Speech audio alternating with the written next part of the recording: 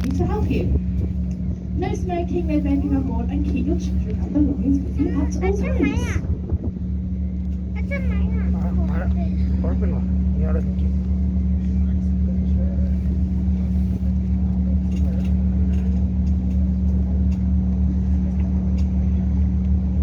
Oh, we do have one more very important rule on our cruise, and that is you must wave at every single stranger on every single bridge we go on today.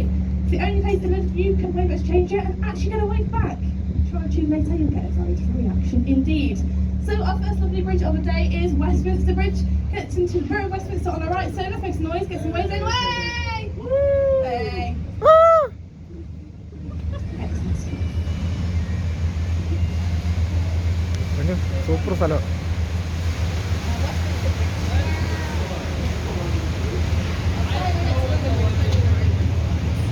To our right, of course, we have the Houses of Parliament.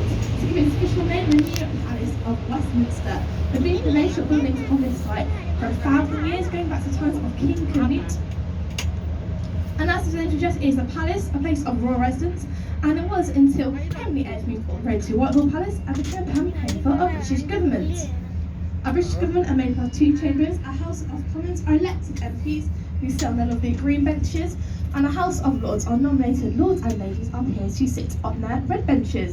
And we like some colour coordination when it comes to our government. So to our right, we'll see these red and green stripy tents, these outdoor canopies. These two are outdoor canopies, I should say, are the two separate outdoor eateries for our two chambers of government. So if anyone's outside today, maybe they'll give a politician a wave. And the hand gestures are appropriate on the cruise.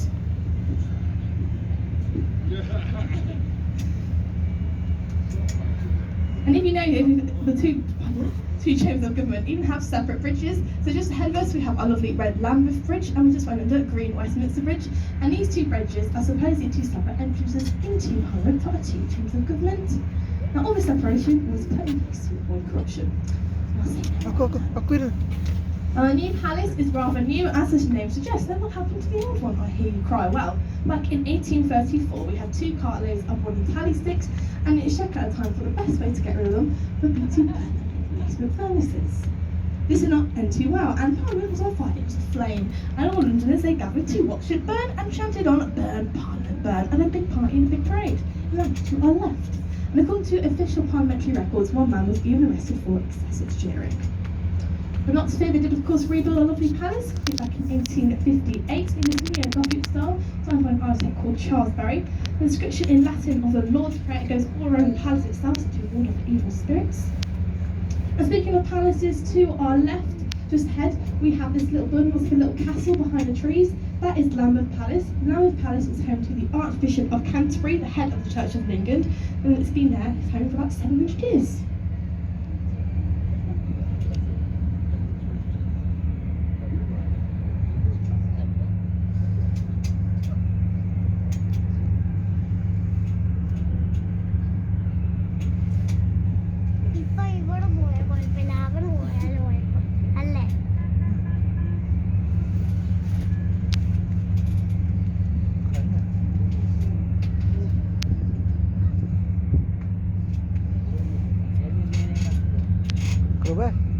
കഴിഞ്ഞ വണ്ടി തിരിച്ചു വിടും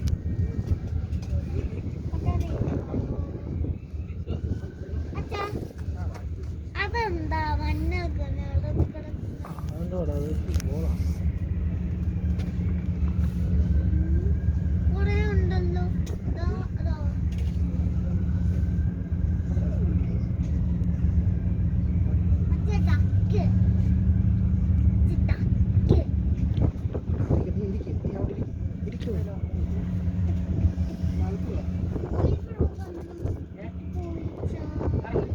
The new Palace of Westminster again to our left. It has three lovely towers. The one closest to us, the flag on top. The tallest one is Victoria Tower. Victoria Tower is traditionally the entrance into the palace. It's now into a parliamentary archive. So every single law going back to the 11th century, about 3 million laws are stored inside there. And we also keep our ballots from each election there for a year until we burn them. And we burn them in the central tower. Actually, it's like in the centre over there. But on the end, which are excitingly, I'm sure you'll realise that's how the top face is. One of the most famous landmarks. But if you can see Big Ben,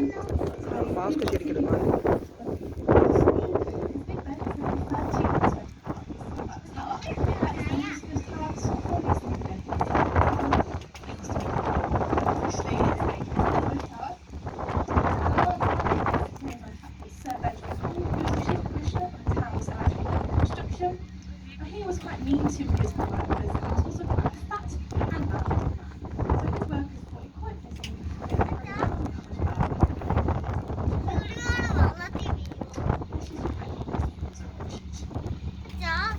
There's been reconstruction efforts in the town about 5 years now. Taking it from historic town of 1859, they relocated the property to the original colours.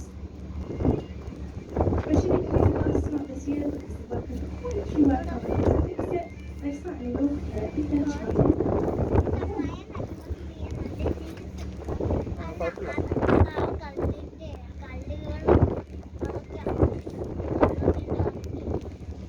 Coming up on our right is, of course, the museum.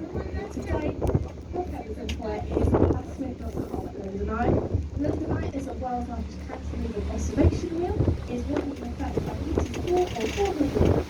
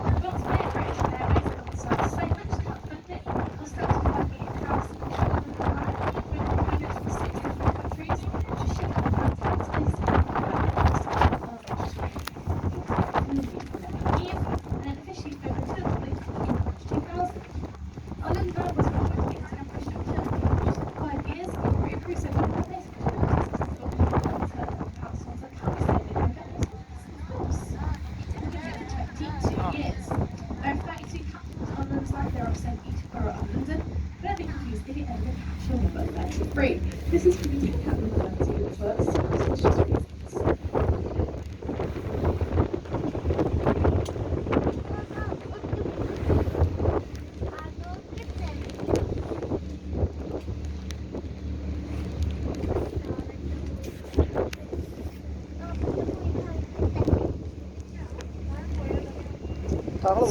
താങ്കൾ പിള്ളേരെ കൊണ്ട് പോകും ഞാൻ അമ്മയുടെ കൂടെ പോകും താഴെ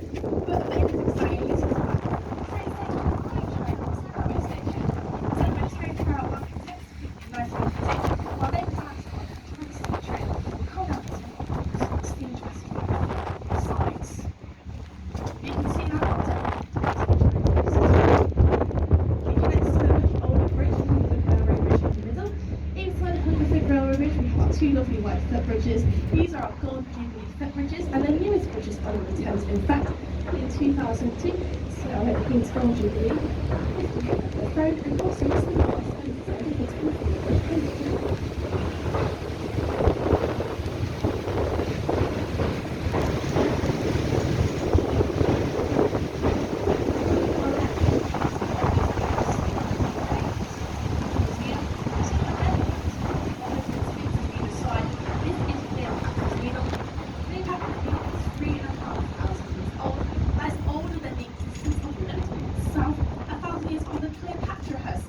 It simply gets its name Cleopatra's Needle, and the vessel it was transported on was called the Cleopatra. It was gifted to us from the Egyptians and our assistants as of the art on its gifts, or at least the As I'm placed here, the Sphinx is either a sign and it's a British tradition of nearly as old, but I know a bit of a mistake when I heard that. The Sphinx is meant to protect us and guardians, looking out for danger, and we forgot to have their backs, which is the Queen Victoria's last time, so I think Sphinx has been the wrong way around, and she said, I don't know what else, so we can that way until this day. We're going to learn on our cruise that we've been to all our mountains, and this bridge ahead of us is no different. This is Waterloo Bridge, possibly it's the Ladies' Bridge. Now, I guess it's nicknamed because it was built during World War II, and the majority of them went away from those things, so about 90% of the work of this parish is the bridge, but it's about to do it. It's also the first and only bridge on time.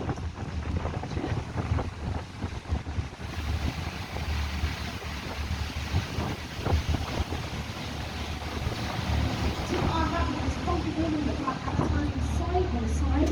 Prince Charles upstairs described as the back end of the nuclear power station, but this is in fact our Royal National Theatre, where many research buildings here on the south bank.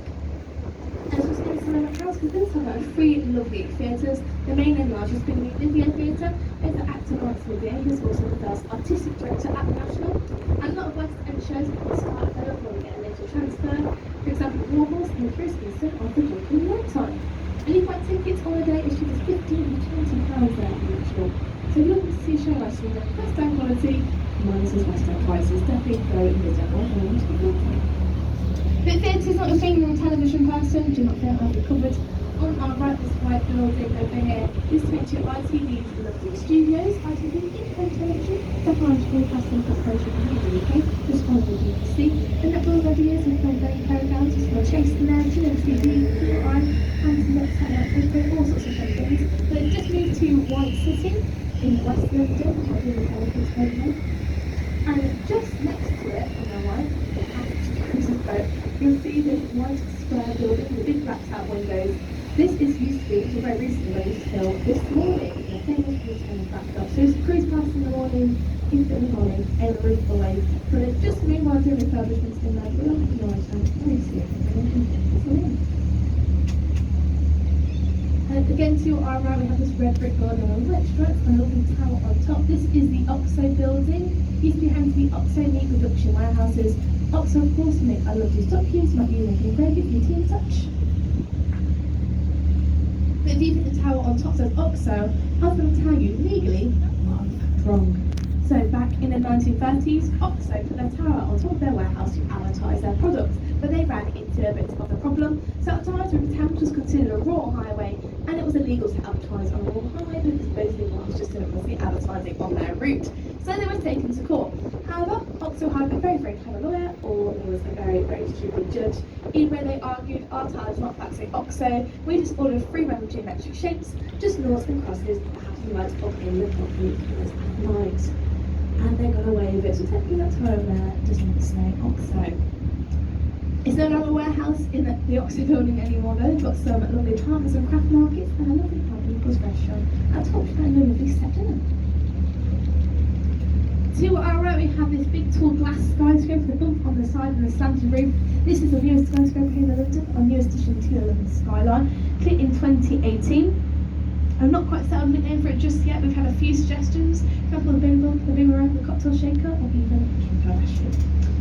But the name of that building is in fact its address itself is number 1 Blackfriars. Now number 1 Blackfriars was built because of the parrot that was full of housing in here at Blackfriars. But I did some digging online, and a 2-bedroom apartment at number 1 Blackfriars will cost you £5 million. London's not being affordable selling time. To our left, you get your first great view of St Paul's Cathedral, the famous London landmark. St Paul's Cathedral is the second largest stone cathedral in the world, from St Peter's Basilica in Vatican City. It's our 5th iteration of St Paul's Cathedral to be there on the prominent Ludgate Hill. Our previous one burnt down from the Great Fire of London in 1666. It was then rebuilt on an artist called Sir Christopher Wren, which tried to make some monument main church here in London as well. But more on St Paul's in just a moment, we are now cruising under our Blackfriars Bridges. We have seen it in the Blackfriars to our right and get some name on one street, and she's a famous black man who's but to your right and your left, you'll see the mysterious columns. Please come along. I know what you're thinking, you know what, I believe you in suspense.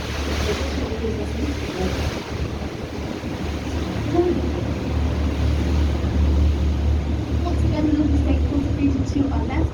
You may notice there's not many buildings around the cathedral itself. This was an old estate and was built from 13 key points in the city, which also explains how the Shakespeare skyscrapers here in London as well. And you can look directly through city views small to our left, the glass ocean and roof of the great view from the Thames of St Paul's Cathedral. And so Christopher Wren was starring the field with a slight vision. On top, you reach into the place, the cathedral roof, a giant 60-foot stone golden pineapple of all things.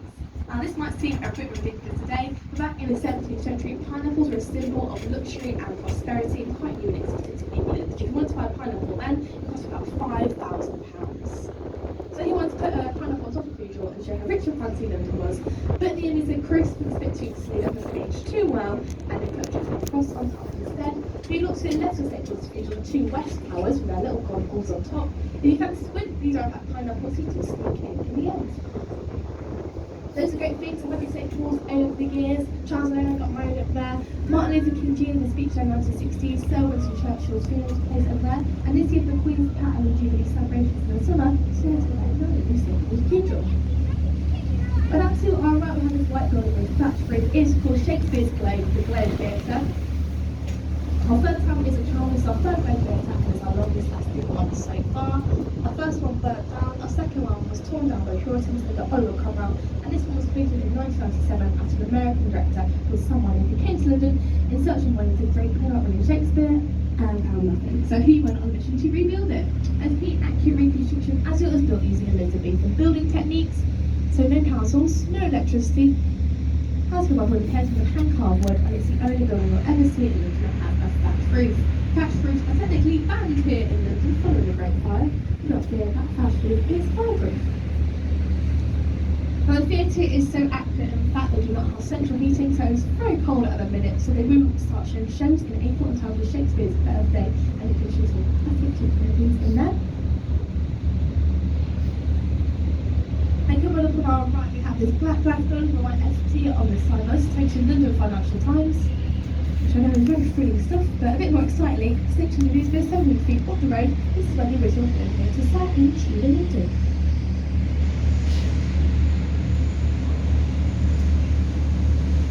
This bridge we're cruising under now is Southwark Bridge.